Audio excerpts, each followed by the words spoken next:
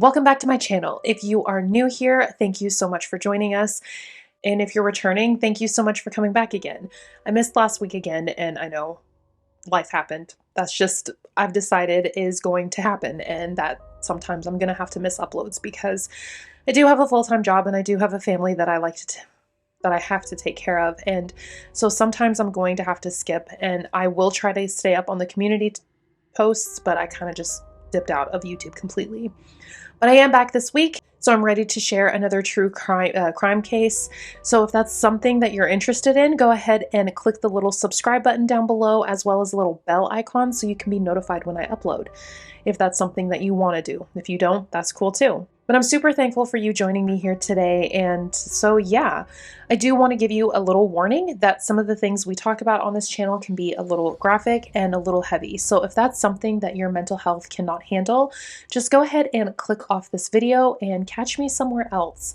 I'm on Instagram, I'm on TikTok, even though most of my stuff there is pretty morbid as well. So, but yeah, if you want to catch me somewhere else, I'll leave those linked down below as well. But yeah, without further ado, let's go ahead and jump into today's case.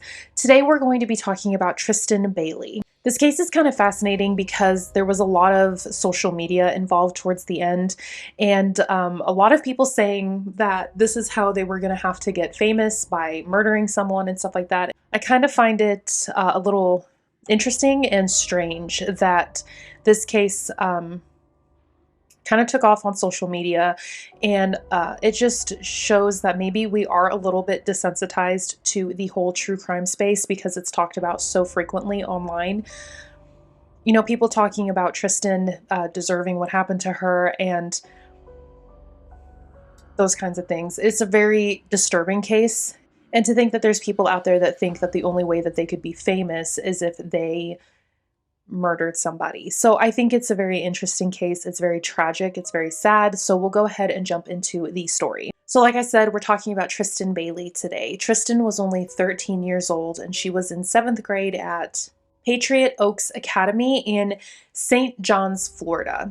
Tristyn was described as a fiery personality. Her parents said that when she had a goal in mind, there was nothing that could stop her from reaching that goal. She was just so driven and motivated to get her, to follow her dreams and do what she wanted to do.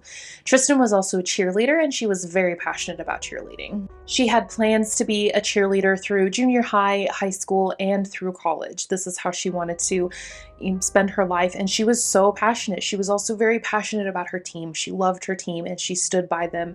She considered them her family. Tristyn had 4 other siblings, so there was 5 of them altogether.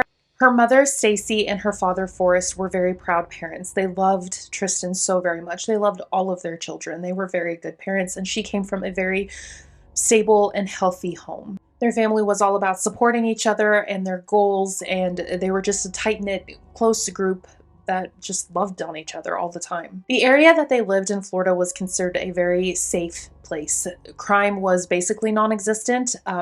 Like, everyone came from kind of the same type of people. Everyone was, upper middle class. They lived in a very nice neighborhood, very safe neighborhood. There was very little crime, like I said. And most of the kids that were going to Patriot Oaks Academy also came from 2-parent households. They were supported and loved. It was just one of those communities where everybody knew everybody, and like the small town feel. It was just kind of a small town, and everyone was just looking out for each other. Tristyn went missing on May 9th of 2021. Tristyn's parents woke up on Sunday morning. This happened to be Mother's Day that year, and when they woke up, everything was kind of business as usual. They started making breakfast and were just going about their day. Nothing was really amiss. That was until 10 a.m. when Tristyn's mother, Stacy, decided to go upstairs and wake Tristyn up. That's when she realized that Tristyn was not in her room. She was not anywhere. They searched the entire house and they couldn't find her anywhere. After about an hour, they called police and reported Tristyn missing. And it didn't take long for word to spread throughout the community. And it also didn't take long for the community to come together to start looking for Tristyn. People came out of the woodworks looking for any clues as to where Tristyn had gone, or if she was somewhere, with a friend or doing something like that. But as time would go on, no one would be able to find Tristyn, and people were getting more and more worried. Within hours, there were search parties organized and people were looking everywhere, trying to find any clue of where she had gone. Flyers were printed and posted immediately, and people were just searching. They were using everything that they could access to try to find Tristyn, and just nothing was really showing up. Neighbors and community members were starting to look through security footage to see if they had caught any glimpse of Tristyn throughout the night before. Tristyn was last seen the night before around 1 a.m. It didn't take long for them to find Tristyn on security footage. Somebody saw Tristyn walking through the amenities center parking lot. This was recorded around 1 a.m. and Tristyn was seen walking with Aiden Fucci. Aiden was a 14-year-old classmate of Tristyn's, and they had been at the same hangout spot together. It was apparent that Tristyn had snuck out of her parents' house the night before because 1 a.m. was way too late for her to be out. Her parents never would have allowed her to be out that late at night.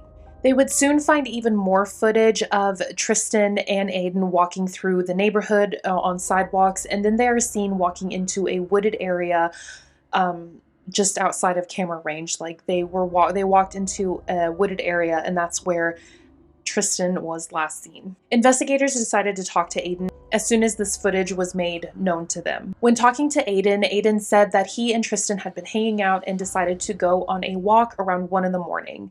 Aiden says that he did in fact walk with her into that wooded area. Aiden denied having anything to do with Tristyn's disappearance. He was adamant that he had nothing to do with it, but upon further investigation, 3 hours later, Aiden was seen walking out of that wooded area by himself. Tristyn was no longer with him. She was no longer walking beside him. During this questioning, investigators asked Aiden if he would take them on the route that he and Tristyn had taken that night. So Aiden is sitting in the back of this police car, and you would think that as a 14-year-old, he would be scared, worried, just some kind of something. Instead, he was taking selfies on Snapchat and posting them and sending them to friends. So he was taking these selfies and laughing and seemed to be having a good time in the back of this cop car. He captioned the photo stuff like, "Hey, has anyone seen Tristyn lately?" And it was just kind of strange behavior. You would think, like I said, that he would be worried or scared that he was being questioned in the murder of one of his peers. But he just kept taking videos of himself like it was not a big deal at all. But then, just as suddenly, his demeanor changed, and he started saying stuff like, "I'm going to go to jail for this," and was crying and punching the back of the seat, and he seemed really aggressive. So his attitude went from happy, kind of go lucky, to all of a sudden freaking out about this. His attitude was really weird to me, and I just kind of felt really off about it when I first read about this. Aiden's peers and his friends, his classmates, they were all questioned as well. And one girl in particular was questioned. This is Aiden's cousin. They were pretty close. Aiden would spend a lot of time at their house, and she said that she had last seen Aiden on May 1st. And she hadn't spoken to him or talked to him until she got one of these Snapchats of him sitting in the back of the cop car. She said that Aiden was kind of strange sometimes, and that he had said that at some point in his life he would go to jail. Other friends of Aiden told police officers that Aiden was saying that he was going to kill somebody, that he was planning a murder. He said that he didn't make it clear that he had a specific victim in mind, but he did say that he was planning to murder someone in the next 30 days. Many of his peers also said that he was cold and kind of distant, and he just didn't seem to care very much about other people. Some people told investigators about the 2 knives that he liked to carry around, and he would call them picker and poker. But it seemed like he did have plans to murder somebody. He was at least telling friends that he had plans to murder somebody. Not that he had a specific person in mind, but he was going to murder somebody. Eventually, Aiden's bedroom was searched, and this is when investigators found clothes with blood on them. That was eventually found to be Tristyn's blood. And they also found very disturbing pictures of women missing limbs, like they had been taken off of them, not consensually. And just really disturbing pictures that Tristyn was drawing, and it was very weird. There was security footage of Aiden getting back to his house at 3:30 in the morning. When police officers asked him what took him so long to get home, he told investigators that he was just walking around by himself, trying to clear his head or something along those lines, but he had been alone for those hours and he was just walking around. The community continued to search for Tristyn for 16 hours. It was the next morning, on Monday morning, that a jogger found Tristyn's body near Veterans Park, near a lake. She wasn't in the lake, but she was near a lake. And her body was a gruesome sight. It was a very, very gruesome sight. Investigators did have her parents come in to identify her, which is really strange to me. I don't understand why you would have someone who loved Tristyn so much come in and identify her. You would want them to remember her how she was and not how they found her. But either way, Tristyn was identified. It was her that they found at the lake, and she had been murdered. Tristyn was stabbed over 100 times, 114 times to be exact. She was fully dressed, so investigators did not believe that she had been essayed or anything like that. And she also had several things around her, like money and lip gloss and her phone. All of those things were around her, so a robbery was ruled out pretty quickly as well. Investigators sent out a dive team to check the lake, and it was in the lake that they found a folding knife that they believed to be the murder weapon. Tristyn had several defensive wounds. Over 49 of her wounds were defensive wounds, so she fought really hard for her life.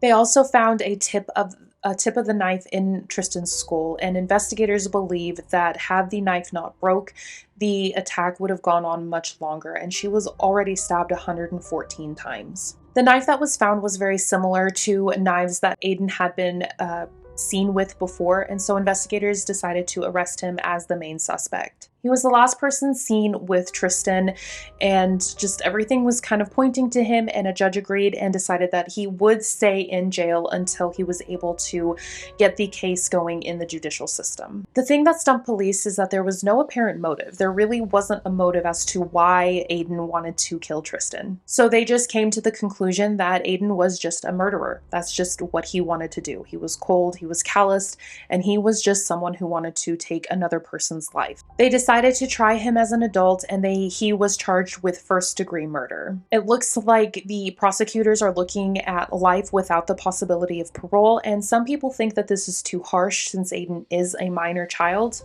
But many people think that it's a very just and adequate sentencing. Aiden finally came out and did say that while he and Tristyn were walking, Tristyn had reached over and grabbed his private area, and this had resulted in an argument. He said that this had really made him angry, and they started arguing, and that's when he pushed Tristyn, and she fell and hit her head and became unresponsive.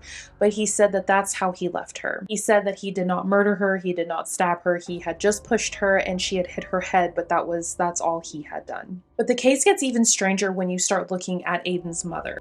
Aiden's mother was arrested during the investigation, and she was charged with tampering with evidence. Aiden's family had set up security cameras in the house, and when investigators came in to search his room, they also took the security footage inside the house.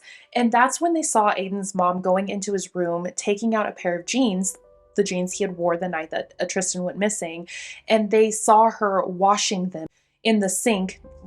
Looked like she was trying to get the blood out. Also, while Aiden was being questioned, investigators stepped out of the room for a little bit, and he was there with both his mother and his father. Apparently, none of them realized that they were still being recorded, and you can hear them discussing about talking to Aiden, telling him that he needs to stick to his story. As a mother myself, I'm not sure that I could ever protect my child if I thought that he had murdered somebody. I really feel like that would be, I don't think I could try to cover for a child who had murdered somebody. So I don't know what the thought process here, but Aiden's mother was arrested and charged with tampering with evidence. She was released shortly after, though. Oh, also, during the investigation, investigators asked Aiden what he was wearing that night, and he confidently said jeans. But then Aiden's mother stepped in and said, no, you were wearing khakis that night. So again, I'm not sure what her thought process was here. I just don't see myself as a mother defending my child if I thought that they had murdered somebody, but I'm also not raising murderers, so there's that. But either way, Aiden is currently facing a trial for the murder of Tristyn. Just recently, his attorneys asked for a change of venue. It seems like they're trying to get it to a place where maybe Tristyn's murder wasn't as publicized. and maybe trying to find a place where they'll be a little bit more lenient towards him. He has been in front of a judge multiple times.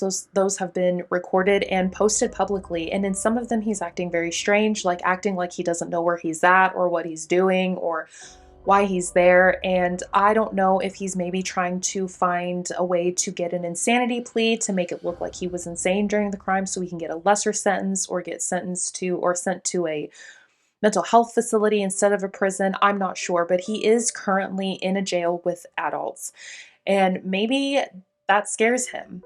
I don't know, but either way, this kid is evil. He stabbed someone over 100 times, 114 times. He stabbed somebody. That takes a lot of effort, and I just don't think that this kid should ever see the light of day again. To me, this screams that this person is full of anger and rage, and there is just that, like, the only way he could think of getting rid of anything was to murder somebody. I just personally think that he would be a danger to society if he was released. But I'd love to know your thoughts on this case down below. Leave your thoughts in the comments. Let me know if you think the sentencing or the charge is too harsh, if him being charged as an adult is too much, if him being in with adults in a real facility is too much. I'd love to know your thoughts and your reasoning down below. Even if you disagree with me, I personally think that it's enough. I think that he, did this horrendous crime, and I think we should just I don't know. How do you stab someone 114 times? And I just think that it's plenty, and he deserves to be exactly where he's at. But like I said, if you leave your thoughts down in the comments, I'm happy to have a discussion with you down there. But that's really all I have for you today. Again, if you want to, you can go ahead and click the little subscribe button down below and the bell icon so you can be notified when I upload. But yeah, that's really all I have. So I hope this video finds you well, and I'm sending you so much love.